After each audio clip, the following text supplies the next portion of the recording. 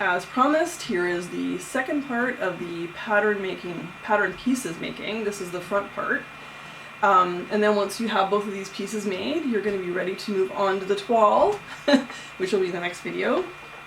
Again, I'm going to link everything, all of the previous videos down below, so you have easy access, so you don't have to go hunting for them in case you have not watched the previous videos, in case you just happened upon this video. And like I said, you're going to have your pattern pieces made and ready to move on to your toile. So let's make that final pattern piece.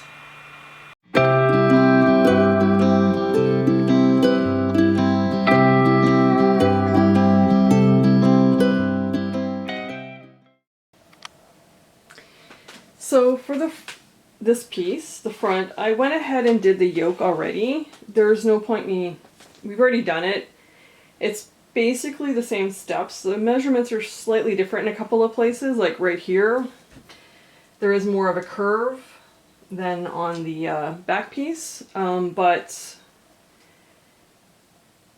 there was no, I just didn't figure we should, you know, for time's sake, I didn't want to do this piece again, because this is going to be a pretty long video as it is.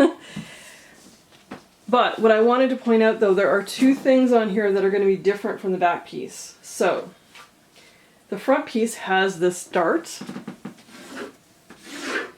So what you're going to have to do is when you cut out this piece, before you cut anything apart, when you cut out the thing as a whole, you're going to have to take in the dart. I would tape it down. That's just what I would do. And then the second thing is there are two lines we're going to have to draw up the middle, and we're going to kind of have to guesstimate where it is on here because they don't give exact measurements, other than you have to, so you're going to cut, there's two dotted lines which you're going to draw in a moment, and you're going to cut both of those dotted lines and put ½ an inch in between the cut space for both, and that's going to be for the gathers that are going to happen here. So these lines are going to have to go here somewhere, but I would just eyeball according to the illustration.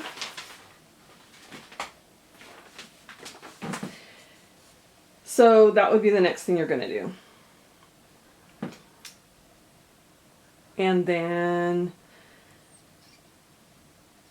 yes, and then after that we're going to add the seam allowance, and to do that what I'm going to suggest is cut the yoke from the body and then add additional paper.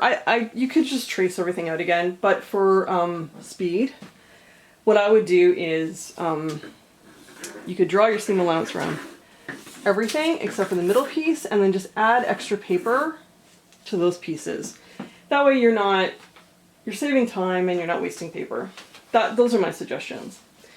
So for these lines that we're going to draw, that are going to be cut and spread,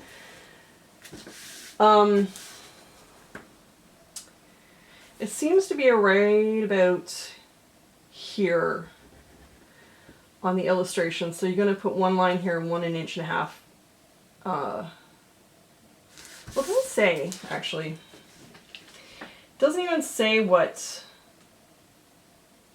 the distance between here and here is, but I'm going to go with 1.5 inches because we're also adding 1.5 inches for the gathering. So let's just go with 1.5 inches between the two sets of lines.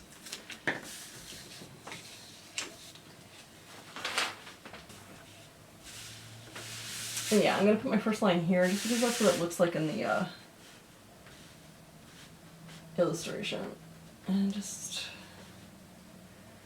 going to mark another 1.5 inches here, or circle another mark here at the 1.5 inch mark. And then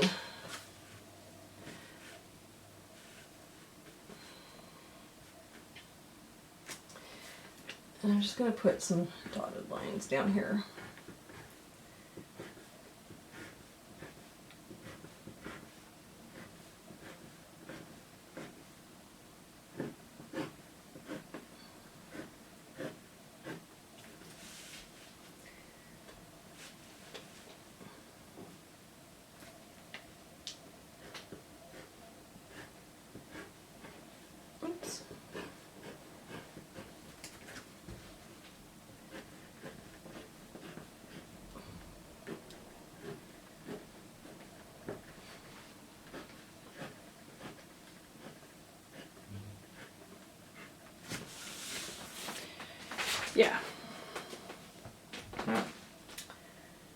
So that's that. Okay, so I'm going to cut this out as a whole, come back and show you what I mean about the dart and about, actually I'm going to have to cut it into 2 pieces before I do that for you. So I will, first I'll show you the dart, and then after that we'll cut these apart and I'll show you what to do with these lines.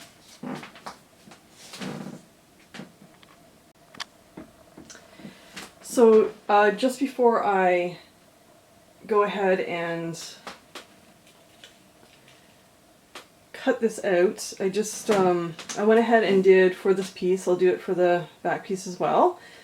I've done a 3/8 of an inch seam allowance, and that is the red marker. So you will see that all along this piece. Okay. So I'm going to go ahead and cut these pieces out, or sorry, cut the entire piece out, and then I'll show you what to do with that dart. So what you're going to do is very similar to when you are sewing a dart for a garment. You're going to fold it and pin it. Well, I mean, you can pin it if you want. What I did was I folded the lines and then I did my best to match it up. And then what I'm going to do is I'm just going to tape it down. I know it's like a bit bunchy here. Just try to smooth that out the best you can. And the reason for that, where did my tape go? And the reason for that is if you don't do this, actually I'm just going to pin it for now because I don't know where my tape went.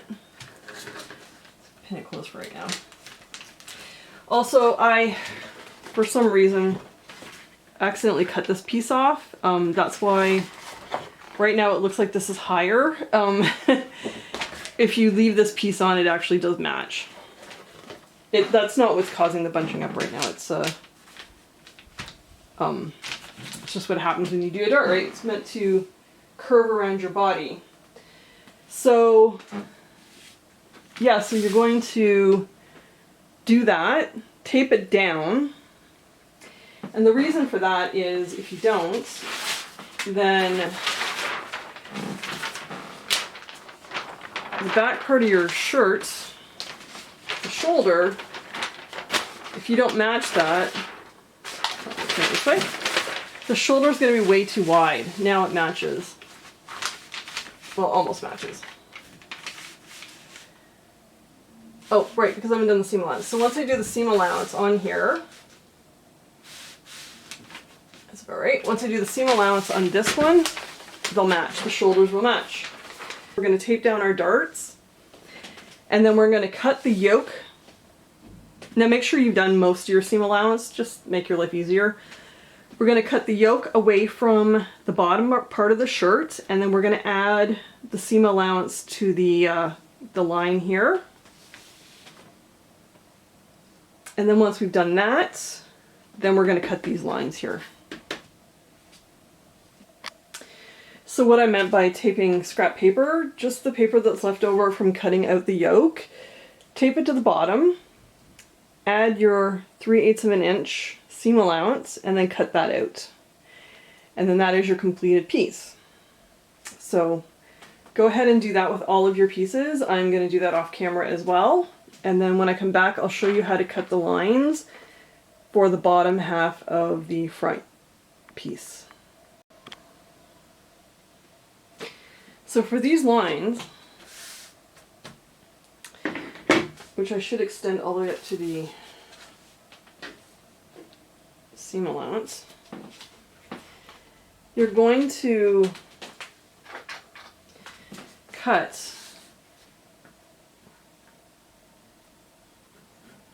sorry, I guess I drew the seam allowance on the other side. That's probably where my seam allowance is. Let me just extend these lines up.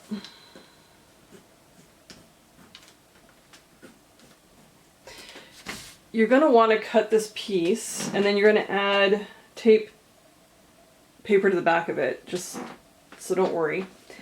You're going to cut these lines two of these lines all the way down to the seam allowance, and that's going to create, by leaving that little bit of paper at the bottom, is going to allow you to make a hinge. So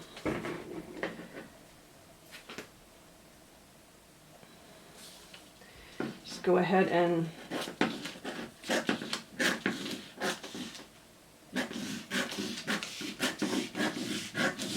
you're going to do this with both lines. You just stop at the seam allowance, and then what's going to happen is you're going to be able to spread this. And we're going to do that with the other side.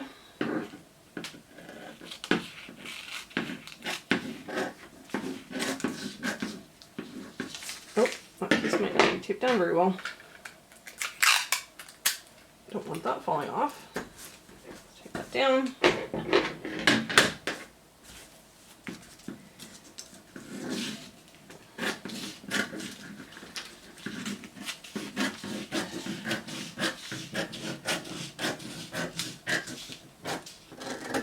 Okay, don't cut past the seam allowance, because if you do that, then you're not going to have anywhere left to make a hinge.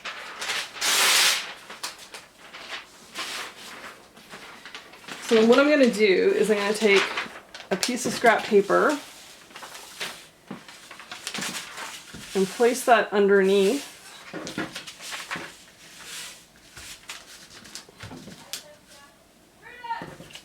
And you're going to hear my neighbor outside calling her dog.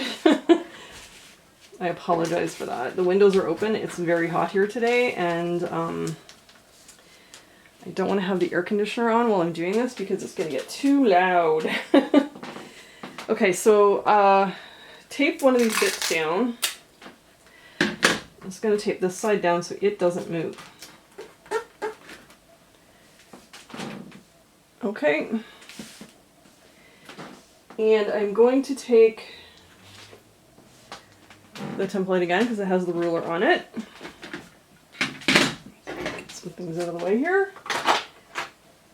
And I'm going to measure 1.5 inches.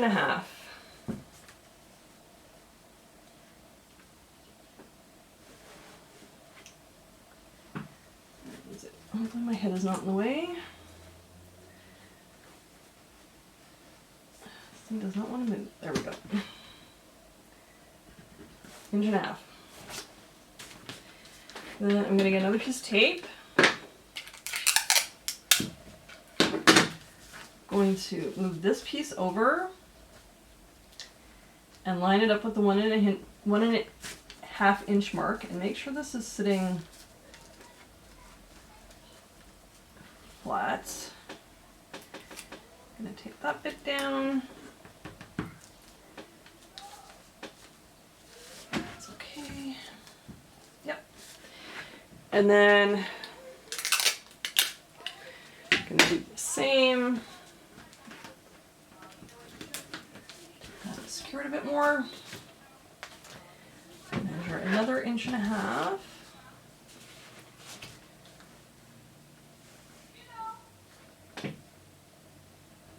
Okay. And we're going to tape that.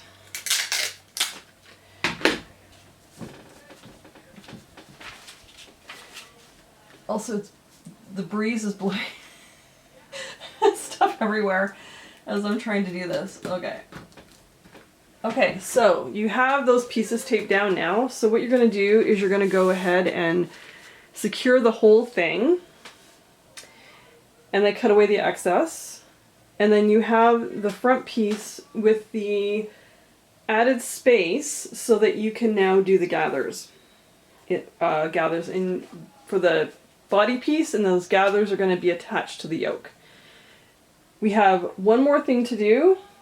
I am going to go ahead and finish cutting everything out, adding the extra seam allowance, and I will come back and show you how to draft out your facing.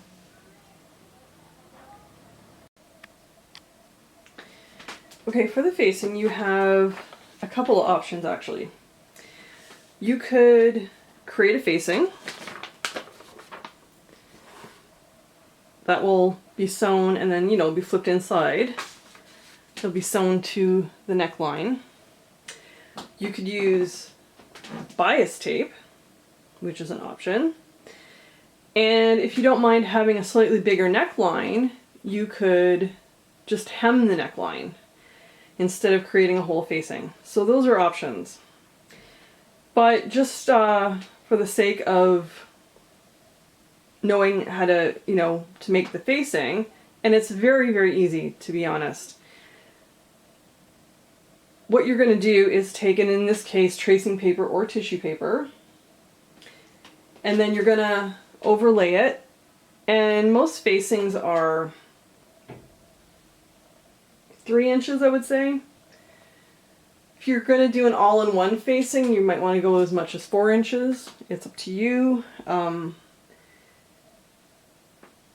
I would personally go around 3 myself. 3 inches is probably more than enough. 3.5 inches even is more than enough for a facing. So let's grab some tissue paper. Now what I'm using for tissue paper is, I've mentioned it in videos before and in the videos for this, I just use white gift tissue paper. It's very see-through. It's very inexpensive. And the breeze coming in the window keeps blowing everything away. I'm just gonna turn it this way so it's bigger.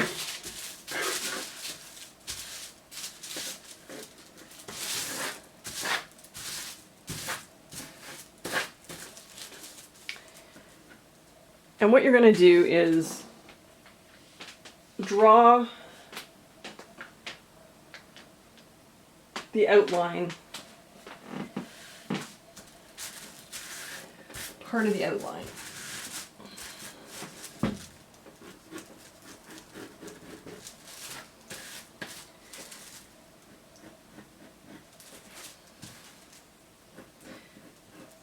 And remember,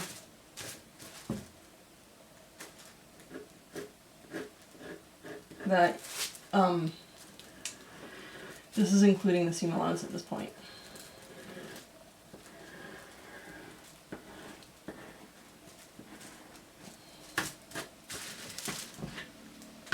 And then measure in 3 inches. And then you're going to sew this piece up on the same, you're going to cut it in the fold, you know, you're going to cut it here, or I mean sew it here, the same as this. And then you're going to sew it to the neckline. Sorry, I'm sticking to everything now because it is very warm in here. But again, I don't want to close the windows or turn the air conditioner on. And on top of everything else, there are lights.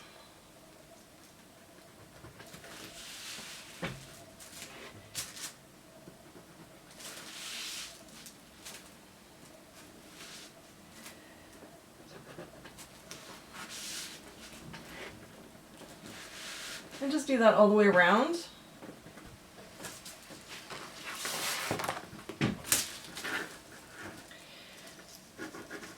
And then, like, you know, personally I freehand the line. That's up to you. You could actually use the template if you want to get a more accurate